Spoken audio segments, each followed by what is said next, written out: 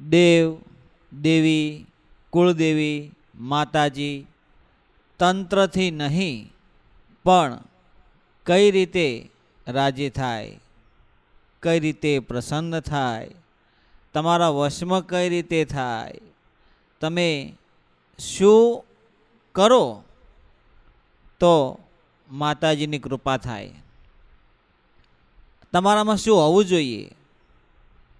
તમે તંત્ર જાણતા હોય, મંત્ર જાણતા હોય, હવન જે કંઈ ધાર્મિક કાર્યોના અનુસાર તમે કર્મ કરો છો, છતાં પણ તમને માતાજીની કે દેવની કૃપા પ્રાપ્ત થતી નથી. તો આનું શું કારણ હોઈ શકે? મિત્રો, તમે બધા હેમખેમ સર્વકુશળ મંગળ હશો અને રહેજો એવી હું ગુરુદેવને પ્રાર્થના કરું છું, માતાજીને પ્રાર્થના કરું છું. આપણે એવા કેવા સદકાર્યો કરવા જોઈએ જેથી કરીને આપણી કુળદેવી દેવની કૃપા આપણને પ્રાપ્ત થાય. મિત્રો, કહેવત છે કે આપણે નાના હોઈએ ને ત્યારે આપણી જે જન્મ દેનારી આપણી જે માં છે એ આપણને નવડાવે, ખવડાવે, ધોવડાવે, આપણને સારી રીતે સાર સંભાળ રાખે.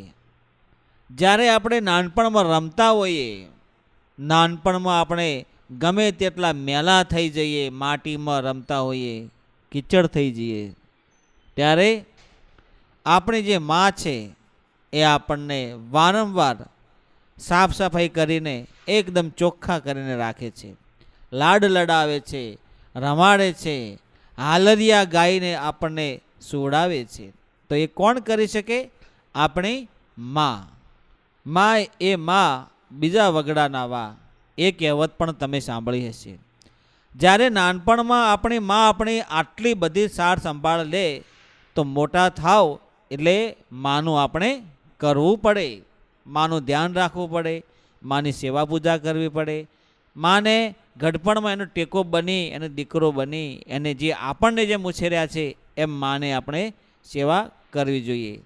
જ્યારે નાનપણમાં તમને માએ લાડ લડવ્યા, તમને મોટા કર્યા, તો તમારે જ્યારે સમજણ આવે, તમે જ્યારે મોટા થાવ ત્યારે તમારે માનું કરવું પડે ને. એવી જ રીતે તમે શરૂઆતની ભક્તિમાં તમે માને લાડ લડાવો, માને હેત રાખો, માને પ્રેમ રાખો, માને ભાવ રાખો, તો માં તમને સુખ આપી દે. પણ 1 મહિનો, 2 મહિના, 6 મહિના સુધી સુખ અને ફરી પાછું દુઃખ. એટલે દુઃખ તો કોઈને સહન થાય નહીં, એટલે ફરી પાછા માં યાદ આવે. તો મિત્રો, દુઃખ તો રહેવાનું જ. અને જો તમે સુખની આશા છોડી દેશો તો દુઃખ જીવનમાં ક્યારેય આવશે નહીં. દુઃખ ક્યારે આવે? કે તમારે કંઈક આશા હોય, તમારામાં સંતોષ ના હોય, તમે ધીરજ ના રાખી શકતા હોય, તમારામાં કંઈક આશાઓ અધૂરી હોય, એ પૂરી ના થતી હોય, તો તમે માતાજી જોડે માગો અને એ આશા પૂરી ન થાય એટલે દુઃખ ઊભું થાય. હે માં, પહેલાં તો મને ઘણા લાડ લડાવતી હતી અને હવે કેમ નહીં? તો મિત્રો, જ્યારે તમારી ફરજ આવે ત્યારે તમારે સેવા કરવી જોઈએ. માએ તમને ઘણું આપ્યું, પણ એ વખતે તમે સુખમાં સાંભળે સાહેબી અને દુઃખમાં સાંભળે મારી માં. તો સુખમાં તમને સાહેબી સાંભળે અને દુઃખમાં માં જ સાંભળે. કદાચ જો તમે સુખમાં માને યાદ કરી હોય, કદાચ જો તમે સુખમાં કોઈનું ભલું કર્યું હોય, કદાચ જો તમે સુખમાં કોઈને મદદ કરી હોય, કદાચ કોઈ સુખમાં તમે ધર્મનું કાર્ય કર્યું હોય, કોઈ એવું કંઈક નાનું મોટું કંઈક કોઈને જમાડ્યું હોય, તો કુળદેવી માની કૃપા થાય, દેવની કૃપા થાય. જો મિત્રો, જેવી કરણી એવી ભરણી, જેવું તમે કર્મ કરશો એવું ફળ તમને મળશે.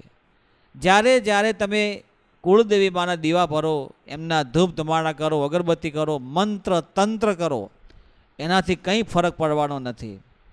પણ 365 દિવસ તમે એક પણ દીવો ના કરો, એનો ધૂપ પણ ના કરો, પણ જો કોઈ દિવસ કોઈનું તમે ઠારશો, કોઈનું કદાચ ભલું કરશો, પૂજા એને કહેવાય કે કોઈનું સારું કરવું.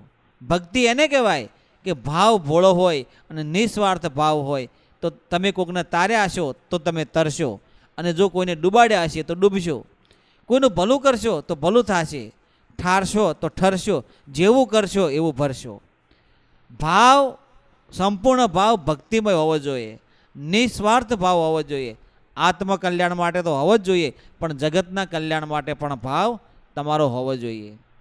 તમે માતાજીને દીવો કરો, ધૂપ કરો, એમને ધુમાડા કરો, હવન કરો, યજ્ઞ કરો, ગમે એટલું કરો, પણ જો મનમાં મેલ હોય, મનમાં તમારામાં છળ કપટ હોય, મનમાં મેલ અને ગંદકી ભરેલી હોય, નેગેટિવિટી ભરેલી હોય, અને હાથમાં તમે હોનાના જે પાત્ર હોય એમાં દીવો કરો તો એ યોગ્ય નથી, અને એ તમને લેખે લાગે નહીં. ભલે હોનાનું પાત્ર હોય એમાં દીવો કરો તો માતાજીને શું? માતાજી તો ભાવની ભૂખી છે.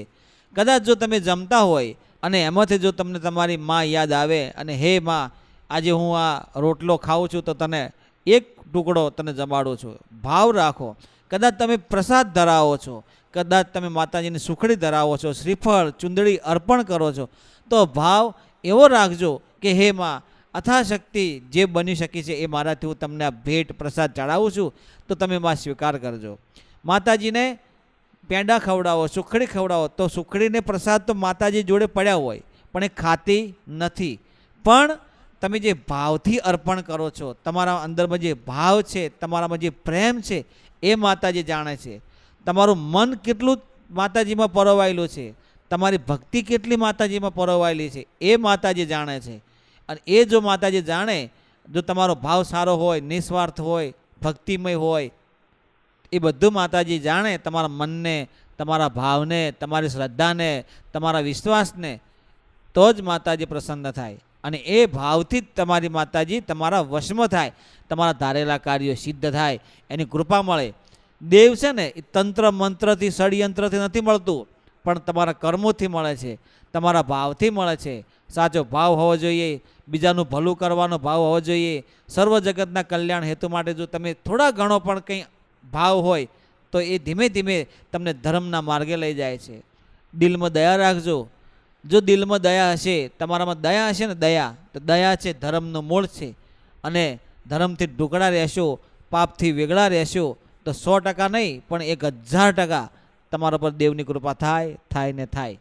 બસ મિત્રો, આ ભાવથી તમે આગળ ભજન કરતા રહેજો, માની સેવા પૂજા કરતા રહેજો. ખાસ કરીને તમારા માતા પિતાની સેવા કરતા રહેજો, તો જીવનમાં ક્યારેય કોઈના પગે પડવાની કે કોઈના જોડે ભીખ માગવાની જરૂર નહીં પડે. તમારા દુશ્મનો દૂર થઈ જશે. તમારા કુટુંબમાં પ્રેમ રાખશો તો તમારામાં એકતા હશે, તો કોઈ પણ તમારા સામે પડવાની કોશિશ નહીં કરે. જેવું તમારું કર્મ ઉજળું હશે તો તમારા વિચારો પણ સારા હશે. તમારો ખોરાક સાત્વિક હશે, તમે સારું ભોજન જમતા હશો તો સારા વિચારો આવશે. સારી સંગત રાખશો તો તમે ઓટોમેટિક પોઝિટિવ થઈ જશો સારા કાર્યો કરવામાં. એવી જ રીતે તમે આગળ વધતા રહેજો. તમે આ વિડીયો કયા ગામ, તાલુકા, જિલ્લા, શહેરમાંથી જોવો છો તે 100% અમને તમારા કમેન્ટો, મંતવ્યો, પ્રતિભાવો કોમેન્ટમાં જણાવજો. જય ગુરુદેવ, જય માતાજી.